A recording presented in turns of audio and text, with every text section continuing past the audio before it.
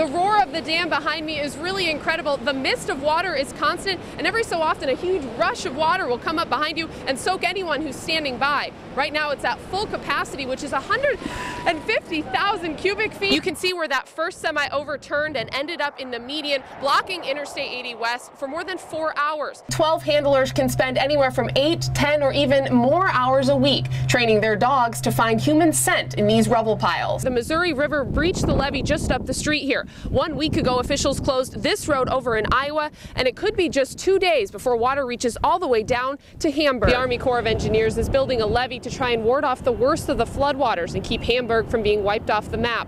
But residents in town say it's not enough. Where I'm standing used to be profitable farmland. Locals estimate that already 30,000 acres of corn and beans are underwater. The Army Corps of Engineers authorized farmers to cut this break in the levee to help reduce the pressure of floodwaters on farmland and bring the flow of water back down to the Missouri. Of all the reminders left behind by the 2011 flooding here in Plattsmouth, perhaps the marker behind me is one of the more optimistic ones. At the river's highest levels, it reached up to the number 37. I'm standing on about 3 feet of dirt and silt right now, and I'm about 5'9". This water line behind me is where it was only about 10 days ago. Although the floodwaters have long since gone down here along Nebraska Highway 2, the damage and devastation, as you can see, is still very present. Police were originally called out for a homeless man who needed to be taken to detox. What they would later learn is that before they arrived, 3 boys had punched and kicked the man.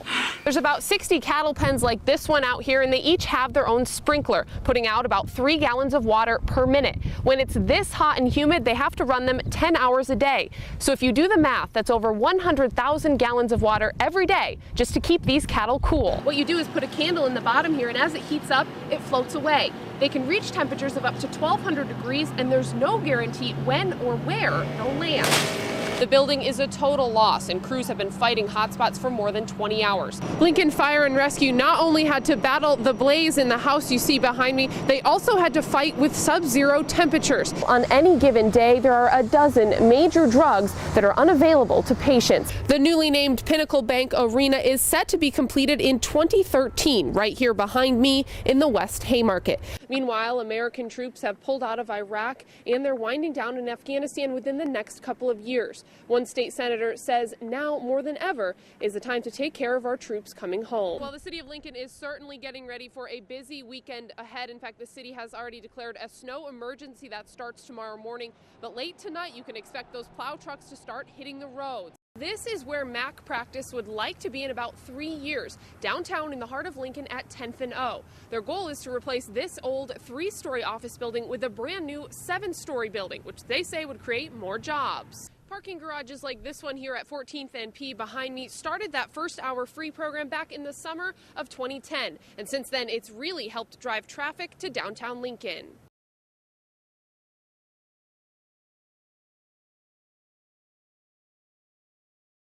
Holy crap, there's a car fire!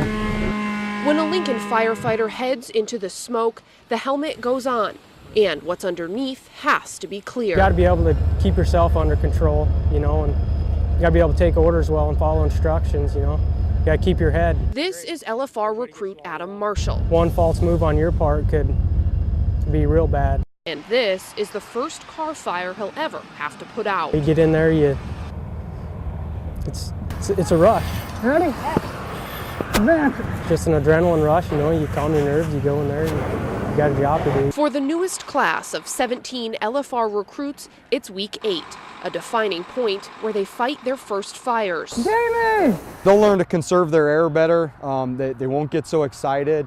When we roll up to a fire, you know, we have to have a little calm and coolness about what's going on. When we see them come off the rig for the first times, you know, they're breathing pretty heavily and pretty fast. Captain Eddie Miller is one of 2 instructors pushing them 5 days a week, 9 hours a day. It's training, it's hard work. Captain Miller says it takes a balance of the right people, equipment, and training to make the recruits stand out. Back away. We call it Lincoln's way of performing at incidents. Watch the hose. And in less than 5 minutes, marshals extinguished the blaze and perhaps his nerves. The whole idea of being out there, getting a few calls underneath your belt and getting out of the way, then you settle in. It's all new, so it'll be exciting. Reporting in Lincoln, Kelly Samariva, Channel 8 Eyewitness News.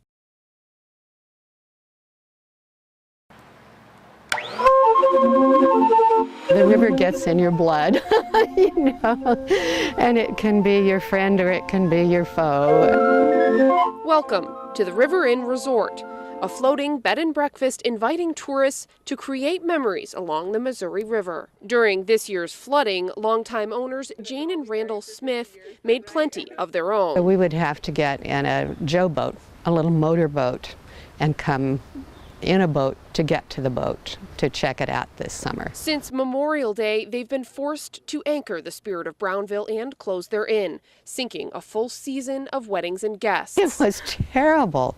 It was really hard for us to call and say, you know, we have to cancel because you can't get here. At their highest, Missouri River floodwaters crested more than 10 feet above flood stage, forcing the Smiths to shut down business the same weekend they should have been celebrating their 50th wedding anniversary. To give you an idea of just how high the water was around the River Inn Resort, I'm standing on about 3 feet of dirt and silt right now, and I'm about 5'9". This water line behind me is where it was only about 10 days ago. They reopened last week, proving the Spirit of Brownville can't be sunk. A lot of mud and dust and whatever, and so there was a lot to do to get ready. There was elation, but there was also not a huge celebration. We were just glad to be open the doors. And it will be beautiful again.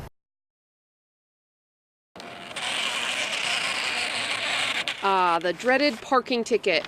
A little $10 reminder you forgot to plug your meter. For years, it didn't matter if you paid that ticket in 2 days or 2 years, but the city says that wasn't cutting it to make ends meet. So now, if you don't pay your ticket in a week, you'll be hit with a $15 late fee.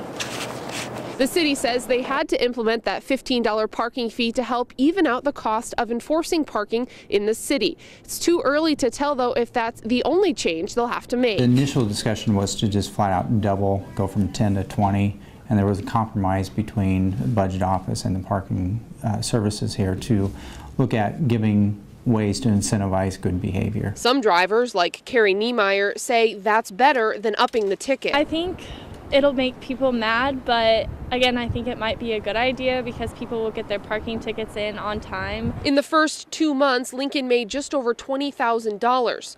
More people paid their tickets on time, which means the city spent less money tracking them down. There's not a true science out there. It's just something we'll have to analyze and play with the numbers and see how it works out. I know there's a certain place we need to be in order to cover our cost.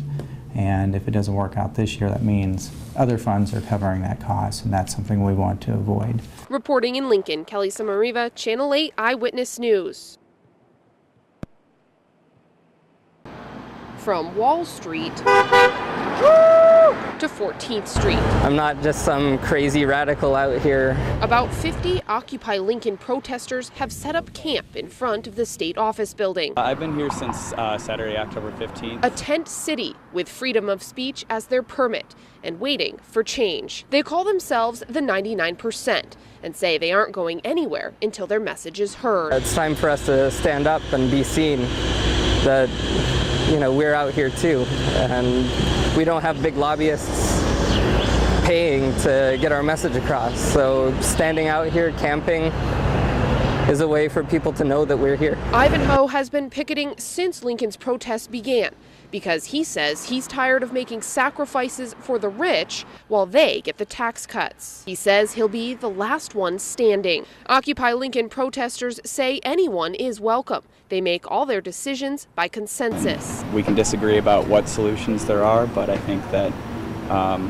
we should all agree that there's something wrong with the income gap. They march together every Saturday and have general meetings twice a week. Do you think it's making a difference? We'll see. I hope so. I wouldn't be here if I didn't think there was a possibility of it. Occupy Lincoln protesters say they'll stay out here as long as it takes to be heard. Could be days, weeks, or even months. I talked with several state office building employees who tell me really the protesters keep to themselves and haven't caused a nuisance. Reporting in Lincoln, Kelly Samariva, Channel 8 Eyewitness News.